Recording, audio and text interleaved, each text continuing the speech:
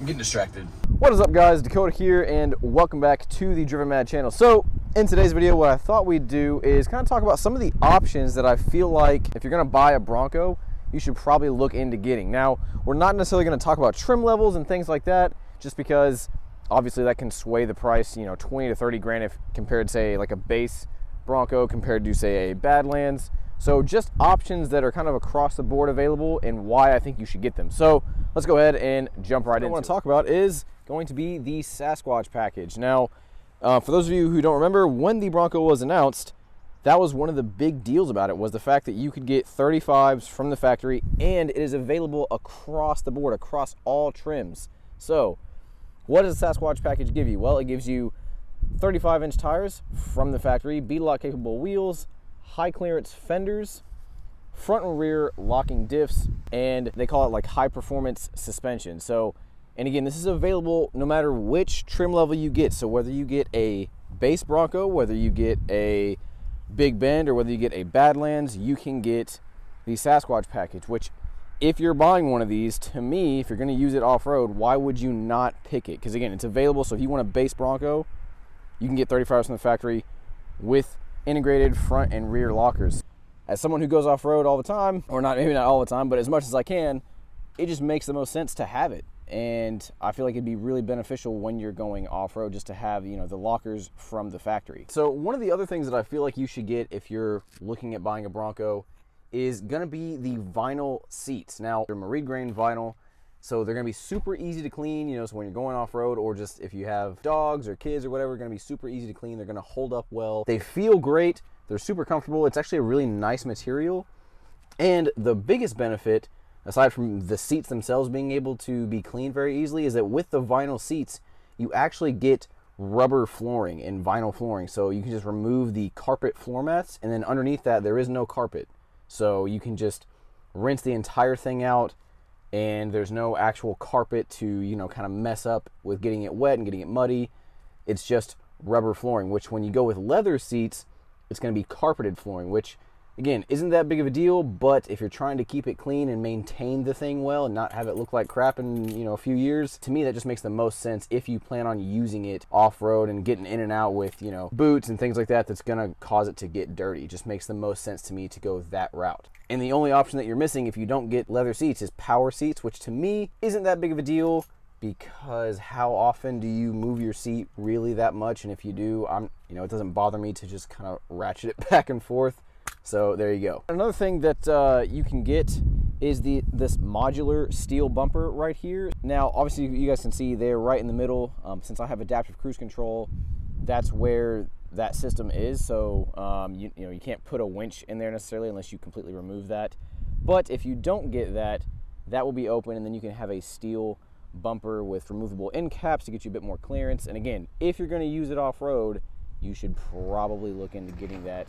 Unless you plan on dumping 20 to 30 grand into it as soon as you buy it.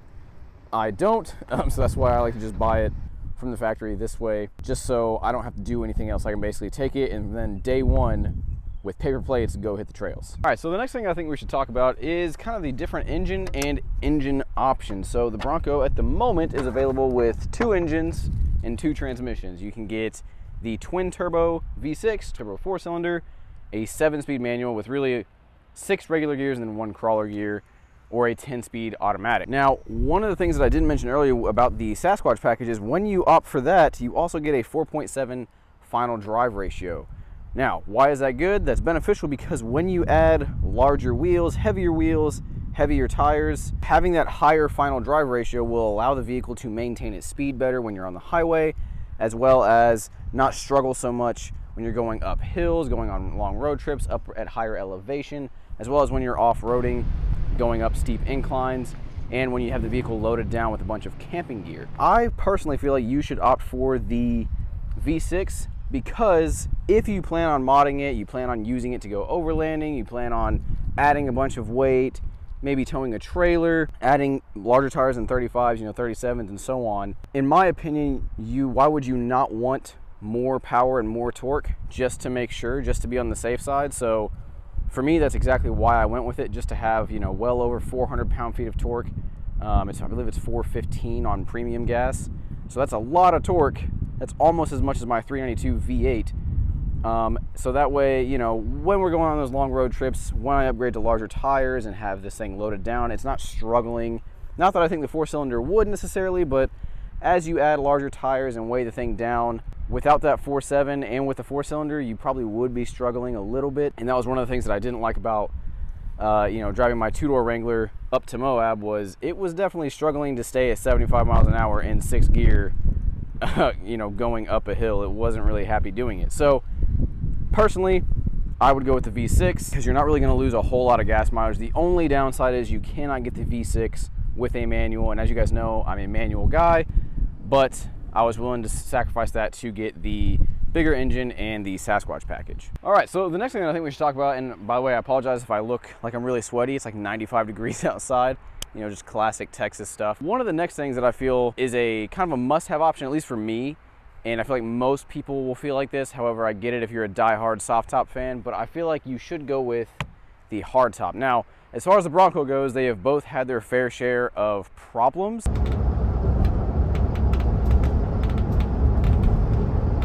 Neither one has been, you know, fantastic from the start, but with the hardtop, you're going to get a couple of extra things. One is a little bit of extra security because you can't just take a knife to this thing and carve it open. Two, it'll be a little bit easier to find roof racks and things to go with the hardtop than it will be the soft top at the moment. There's not a plethora of options for roof racks yet at the moment. It's going to be a little bit quieter. Now, as you guys know, if you guys have followed my channel at all, this top is a lot louder than either of my Jeep's top for whatever reason, but from what I've seen with the soft top, this is also a lot quieter than that, because from what I've seen, like I'm sure some of you guys are following Brad over at Trail Recon, he talked about how on the highway it kind of just flaps around and here's the Bronco and here's the top and it just kind of separates itself. This won't do that, so that's one reason. You should go with the hardtop unless you're the type of guy that doesn't really do anything more than 40 miles an hour and you live very close to your trails. Other than that, just for me personally, I'm not really a soft top guy. I like everything that the hard top, you know, gets you the extra security, better sound insulation, you know, and better also heat and temperature insulation as well. And as well as just finding accessories that are easier to use for the top. So anyways, guys, there you have it. Those are just some of the few things that I think if you're ordering a Bronco, you should go ahead and make sure you check off on the order box. Just because if you plan on using it off-road, those things are going to help you quite a bit, and just in day-to-day, you know, running around like this, the hardtop, for example. So anyways, guys, I hope you enjoyed the video. If you did, make sure to give it a like and subscribe.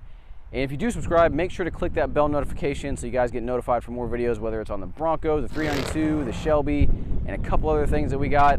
So anyways, hope you guys enjoyed. I'll see you guys in the next one. Take care.